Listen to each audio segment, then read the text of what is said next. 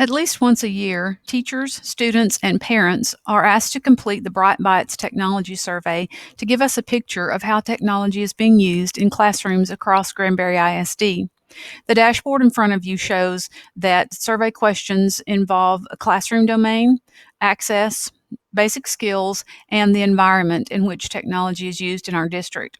I want you to look with me at one of the areas in the classroom domain that deals with the technology and how it's used in our classrooms. In the assistive technology category, teachers were asked how often they use online materials for their courses. About a third of us report that we do that at least weekly, 15% of us monthly, 15% of us every few months, but more than a third of us report that we are not taking advantage of the ability to post course materials and resources online where our students have access to it from any device at any time. Another piece of information from the survey tells us that when teachers were asked how often they post homework online, 23% of them say, I do that weekly, while 59% of our staff report that they never post homework assignments and information online for their students.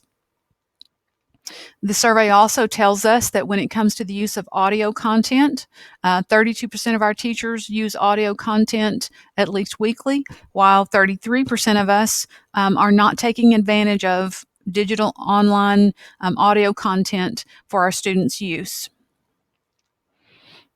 The survey also reports that 44% of our staff use online video content to enhance instruction, while still 24% of us do not take advantage of video resources to enhance our instruction. So those are some of the things that are driving, especially our digital classroom training this year. I want you to look at a couple of other pieces of information that came from this survey. Use of digital textbooks is a topic of concern, a topic of interest on some campuses.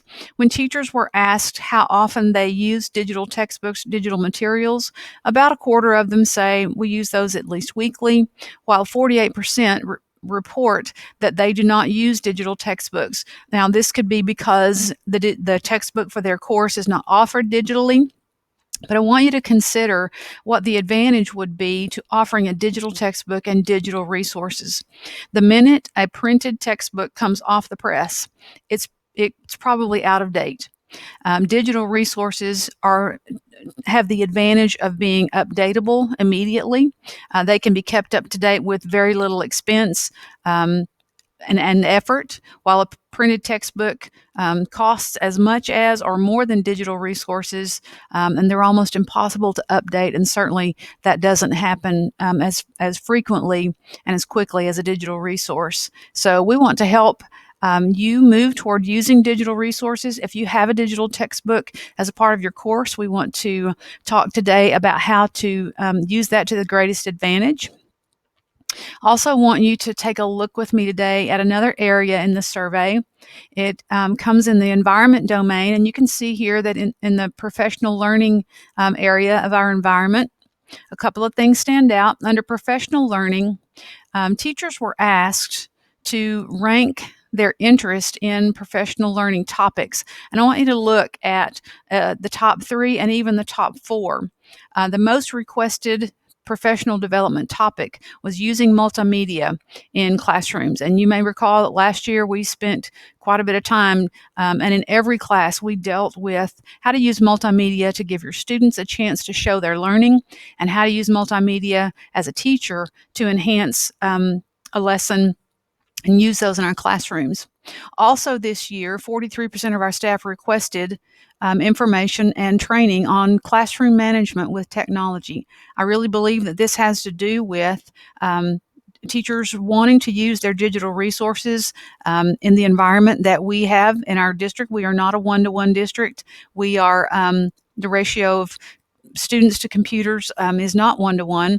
So we need some information about how to use our digital resources and how to be collaborative and creative when setting up classroom opportunities for our students. Another area where teachers are asking for training deals with using online tools for critical thinking and raising the stakes a little bit on the kinds of activities and lessons we're teaching and using in our classrooms when it deals with online tools. And in fourth place, online collaboration, which to me increases the chances that all of these are going to be addressed in our classrooms. So those are some of the things that we are paying close attention to as we survey the staff. We want to be sure that we're providing professional development that targets the needs of our teachers. And we hope that today you'll find something that will impact the students in your classroom in a positive way.